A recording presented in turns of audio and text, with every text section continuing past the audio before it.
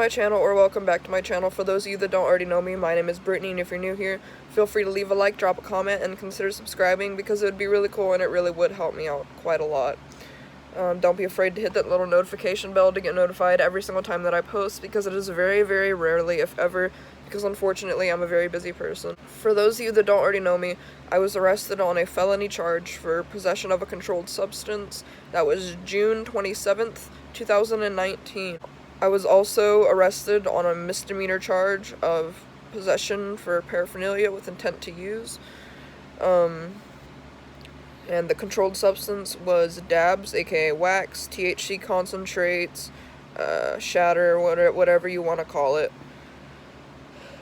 The paraphernalia was nectar collector used to smoke the dabs and a couple of weed pipes. I was arrested with my boyfriend, now fiance. He was also arrested on felony for a controlled substance. I have been on probation ever since. Today is May 14th, 2020. I got arrested June 27th, 2019. Today is May 14th, 2020. I'm still on probation. Coming up on a year since my arrest date for possession of dabs and weed paraphernalia. Part of my probation requirements were to A, follow through with pretrial services, where for about 2 months, so from June to August, I had to go through pretrial services as my first probation requirement, so to speak, where they would do weekly drug testing. It was scheduled. I can insert a little clip here or photo here of what that calendar looked like for pretrial services. Some days I would have a phone call with the officer, and then the next week I would have the actual visit where I have to come in and piss into the cup. And that is pretty much what began my Certo, how to pass the drug test videos. Just fun fact there. But yeah, beyond that, my other probation requirements after I completed pretrial services was to then do misdemeanor probation, because once I completed pretrial services and I passed my drug tests, I was then granted the ability to have my felony dropped and then be left with nothing but the misdemeanor for the paraphernalia. So in order to do so, I would have to go through misdemeanor probation, which I started around the end of August, 2019. And so from there, I started attending probation services, misdemeanor probation at the Salvation Army downtown. And their requirements for me to complete probation for misdemeanor probation was 1, to complete 4 individual mandatory drug counseling sessions at River Region, and 2, complete 4 mandatory group drug counseling sessions also at River Region, as well as being randomly drug tested at River Region during those different, mandatory drug counseling sessions, both for the individual and group. And then the other requirement was to do weekly drug testing.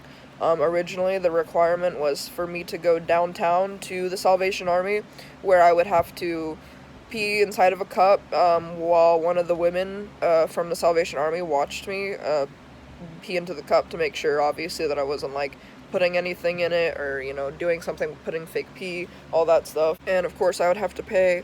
That would be weekly random urine testing, and I would have to pay $30 every single time that I peed inside one of their cups, as well as monthly probation officer, misdemeanor probation officer appointments, which I would have to pay $60 for each month, plus the $30 weekly for the random urine tests. And then my final misdemeanor probation requirement would be to testify against the co-defendant, and the co-defendant would be my boyfriend, because he was the person that I got arrested with. So the requirement would be for me to testify against my boyfriend, now fiance, in court, because we got arrested together. I don't know why that makes sense to them. I don't know why are we testifying against each other? It's not like domestic violence. He didn't hit me or drug me. Bro, we were smoking weed in a car. What the fuck, bro? America is on crack. This is why we have the highest prison population, bitch. My boyfriend and I were smoking weed in a car. And we both walked away with felonies, and they want us to testify against each other in court like, bitch. A year of probation and weekly drug testing. Randomly. For weed. Bro. The fuck? So yeah.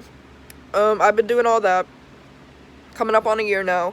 I completed all 4 of my mandatory individual sessions, all 4 of my mandatory group sessions.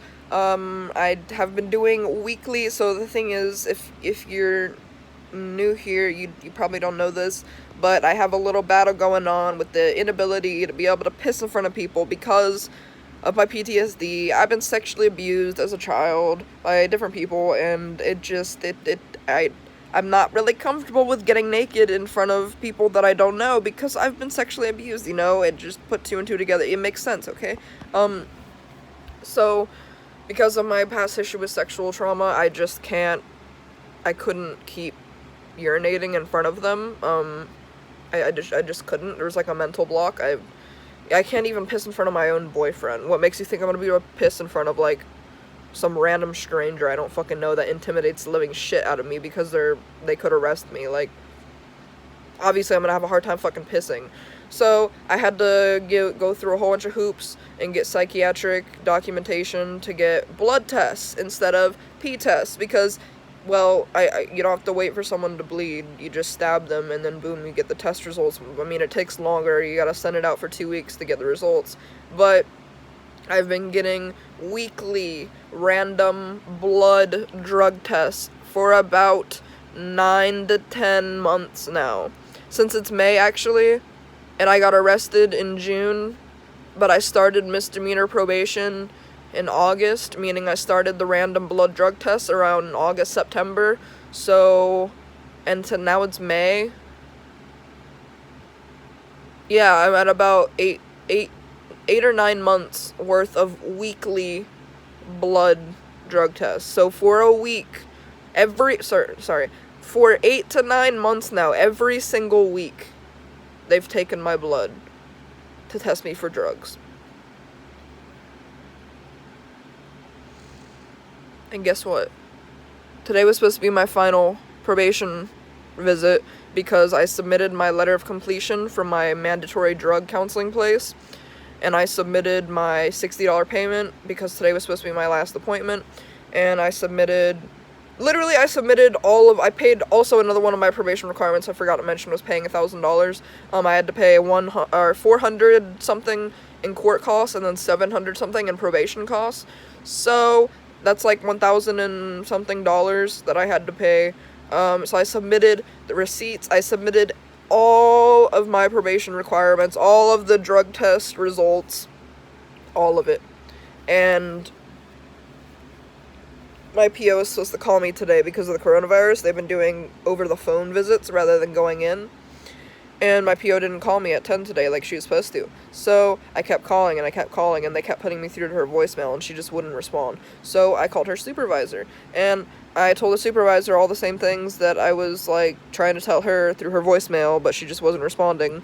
And basically the supervisor went in my file. She said that they received all of my probation requirements, and that I was literally finished. So she's gonna submit and she saw that I was actually finished. Like, she saw that I submitted over, like, 8 to 9 months worth of random blood drug test results, as well as the random urine test results from River Region, as well as the letter of completion for my 4 mandatory individual counseling sessions, as well as my 4 mandatory group counseling sessions, as well as my $1,000 something debt paid off.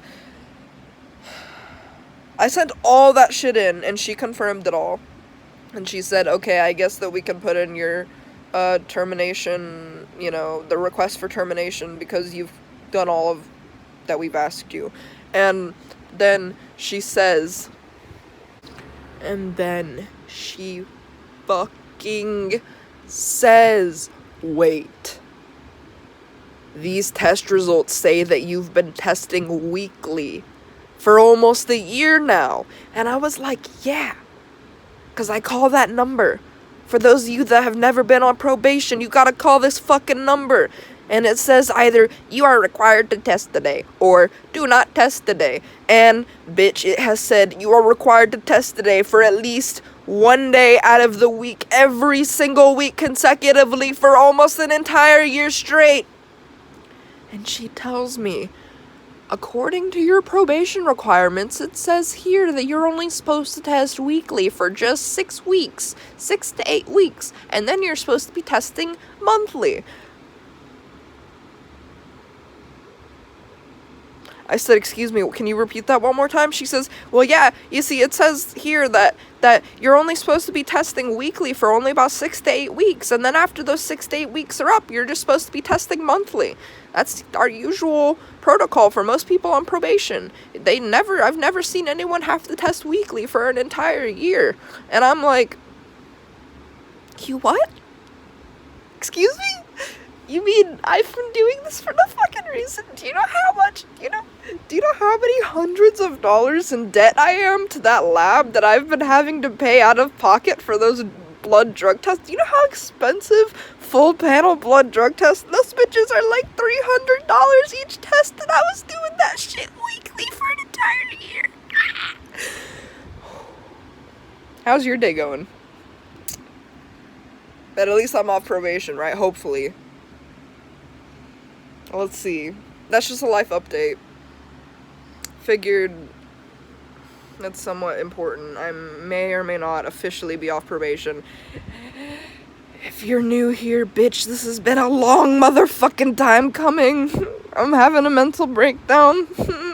So yeah, in 2 weeks I gotta call the supervisor back and I gotta get updates to see whether or not the judge accepted the termination request, because she submitted the request to terminate my probation and submitted all of the proof that I did all the requirements. So now I have to call back in 2 weeks just to confirm that the judge said it's fine. So yeah, I'll post a quick update in 2 weeks. Be safe. Remember, if you can't be good, you better be good at it. And I love you, bitch. Be safe. Take care of yourself. Say something kind to someone, but don't say it in a creepy way. Don't be like, you know what I'm talking about. Don't be creepy, but still be nice.